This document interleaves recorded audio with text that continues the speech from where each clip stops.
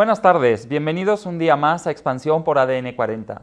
Esta semana entrevistamos a Joe Davis, director global de Vanguard, el fondo mutual más grande del mundo, y entre otras cosas nos comentó su visión sobre México para los inversionistas en términos de competitividad, innovación, resiliencia del mercado y diversificación. También nos comentó cómo se inserta México en los mercados globales. Vamos a ver qué nos comenta. Bueno, sí, esto es lo que veo en México, pues es un mercado que es muy importante para los inversionistas. Y bueno, como Vanguard piensa que sí, que los inversionistas deben tener exposición a distintos países. Nosotros somos inversionistas grandes y activos, y hay muchos aquí en México, en compañías mexicanas, en el mercado accionario, mercado de bonos en México. Y lo que nos llama la atención de México son dos cosas. Primero, la capacidad de poder seguir innovando, crecer su economía y con distintas formas, porque esto no es común en otras partes del mundo. Es una oportunidad muy interesante que cualquier inversionista de Estados Unidos, de otro lugar, quisiera hacer crecer su cartera aquí. Y creo que esto es muy robusto, es algo muy bueno de México. Me impresiona esto desde el punto de vista económico, porque en un mundo competitivo, México sigue innovando, adoptando tecnologías y sigue moviéndose a través de esta escalera hacia arriba. Y bueno, pues claro que hay una incertidumbre en el comercio, pero a pesar de todo esto me impresiona que México es muy resistente, que está a pesar de todo lo que se dice y todo lo que pasa. Y yo creo que este es un testimonio de que la economía de México es muy robusta comparada con la que tenía anteriormente. Y yo creo que esto, pues no vemos ninguna contracción, al contrario, cualquier economía que se diversifique y tiene la capacidad de aceptar, de innovar nuevas ideas, está abierta para la inversión, y esa economía va a ser muy atractiva para los inversionistas. Y creo que México es un gran ejemplo. Joe Davis, director global de Vanguard, también nos habló de qué sucede con los inversionistas cuando existe un contexto de inestabilidad a corto y medio plazo respaldado por las calificadoras, que vemos cómo dan unos pronósticos a la baja para la economía y apuntan a un mayor riesgo para la inversión en el país. Bueno, yo creo que los inversionistas, depende del mercado, claro, los inversionistas no siempre se centran, se enfocan en, digamos, en los ingredientes adecuados a largo plazo, pero un inversionista que está buscando, por ejemplo, el mercado de bonos o de accionario, generalmente lo que busca es una oportunidad de inversión. Y si hay más inversión que entra o que sale del país, esa inversión se utiliza en una forma adecuada, o también hay instituciones que se están desempeñando en una forma adecuada. ¿Qué quiero decir por instituciones? El Banco Central, ¿verdad?, de la economía local, o la disciplina fiscal sería otra. Está dentro de cierta tolerancia para poder soportar todas estas presiones a corto plazo y tener todos estos también enfrentamiento a una solvencia a largo plazo, una recesión. Yo creo que también tendríamos que tener esa disciplina fiscal, y no siempre pasa eso. Buscamos un equilibrio. Así que yo creo que siempre me sorprende que si viene la inversión directa extranjera a México, pues esto es más importante de cómo se está desempeñando México y cómo lo hará en los próximos 5 o 6 años, más que cómo se contrae el GDP, porque el Producto Interno Bruto a veces no es el punto tan de medición. Es importante. Lo que me impresiona realmente por parte de todos los congresistas, la gente que hace la política, es que están comparados con los otros. Ellos se dedican a ver cuál es pronósticos a largo plazo, de acuerdo al mercado que tienen, comparado con otros políticos en otras partes del mundo. Sobre uno de los puntos de mayor tensión en el mundo en estos momentos, la guerra comercial entre Estados Unidos y China, le preguntamos a Joe Davis si México podría salir beneficiado de alguna manera en medio de este conflicto o si solo recibiremos los efectos negativos del mismo.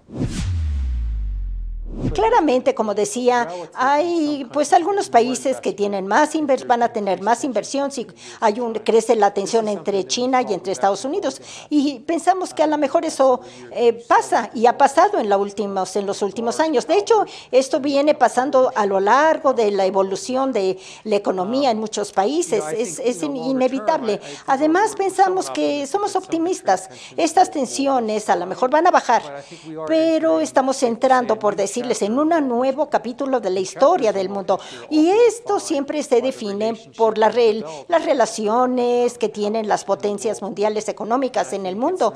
Y entonces, bueno, pues estamos entrando en un nuevo orden mundial económico, definitivamente, que va a ser bilateral en vez de ser unilateral como era antes. Y creo que todos vemos las implicaciones de lo que viene y de lo que será. Así es de que no hay ninguna duda que México ahora se pueda beneficiar. Bueno, no sé si esta guerra se intensifica, va a afectar a todos, nadie se va a ver beneficiado. Y una de las preguntas clave que todos nos hacemos es la de si los especialistas ven una recesión económica mundial en un futuro a corto plazo. Y esto es lo que nos respondió. Bueno, una recesión económica no creo que sea el resultado más probable, porque estamos entrando en este año 2019, ya estamos terminando, y estamos viendo que hay una atonía, un descenso en la economía global. ¿Por qué? Porque vemos que no hay crecimiento, hay una, digamos, guerra entre Estados Unidos y China, y además hay muchas más diversificaciones. No está creciendo la economía ni de China ni de Estados Unidos. Ahora, no estamos más bien anticipamos que pueda haber tensiones, pero que va a haber tensiones de alguna forma, pero no va a haber recesión. No creo que sea el resultado. Más bien vamos a tener un 40%, pero no va a estar tan cerca de ese resultado. Yo creo que en los próximos meses van a ser muy críticos para la economía mundial. Si vemos una desaceleración en esas tensiones, la economía va a resistir. Yo creo que va a resistir. Por eso creo que no pueda ser el resultado. Davis también nos comentó sobre las recomendaciones de diversificación que le hace a inversionistas en este momento, donde algunos sectores son más resistentes que otros ante la incertidumbre económica actual. Bueno, cuando estamos viendo sectores, creemos que primero pensamos que a todos los inversionistas, no importa de dónde vengan, cuánto dinero tengan para invertir, cuánto conocimiento tengan del mercado financiero, cuál es su edad, ellos pues están viendo la diversificación que hay en el mundo, y eso es lo que quieren tener, un mercado accionario, inversiones en ese mercado, inversiones en los mercados emergentes, que su cartera sea de bajo costo. A partir de ahí, entonces, puede cambiar esa asignación para donde ellos piensan que ese mercado a lo mejor va a darles un buen precio o tiene las mejores condiciones o pueda fortalecerse. No es tan fácil de hacerlo, ¿no? Porque estamos viendo que en ciertas partes del mundo a lo mejor se están desempeñando mejor que otras y a lo mejor es cíclico en los mercados.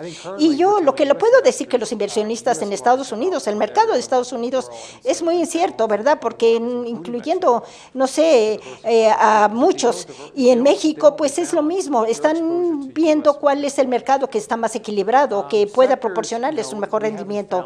Ahora, un sector, no encontramos un indicador de cuál es mejor que el otro, cuál es el resultado, qué probabilidad tiene uno de éxito comparado con otro a nivel de país, pero lo que sí es importante es que en este ambiente, yo creo que el reto que están enfrentando los inversionistas, y espero que lo hagan, es que se mantengan en estos mercados estables. Ante este panorama global, nos comentó cuáles son los mayores riesgos y oportunidades ante la disminución de las tasas de interés en varias partes del mundo, incluido México. Bueno, los riesgos de seguir con estas tasas de interés que suben, pues no sé, a lo mejor esto sería un beneficio. Tenemos que considerar que si suben, si bajan, porque vemos que hay un ambiente en donde hay mucha diversificación de acuerdo a estas carteras compuestas que tienen que compensar de alguna forma el alza o baja de las tasas. Y esto es lo que ocurre también en el mercado accionario, en el mercado de los bonos. Y es una de las razones por las cuales siguen cayendo las tasas de interés. y a veces vuelven a subir. Entonces, pues pensamos que esto va a seguir de esa forma. Eso sería un beneficio comparado con el pasado.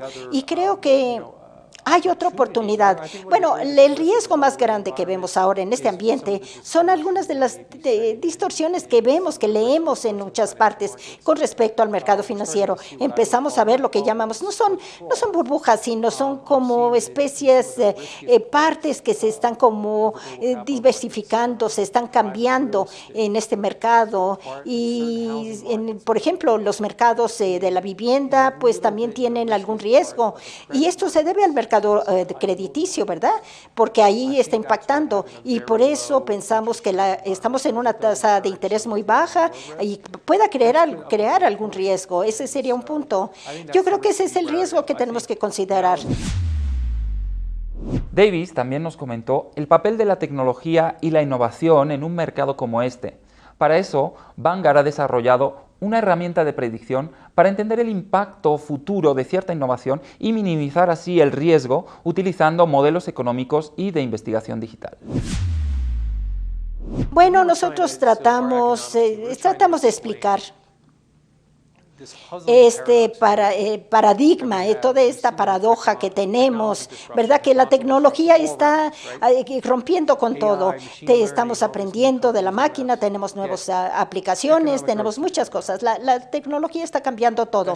Y esto pues no debía estar pasando así. Estamos tratando de considerar que la economía está bajando.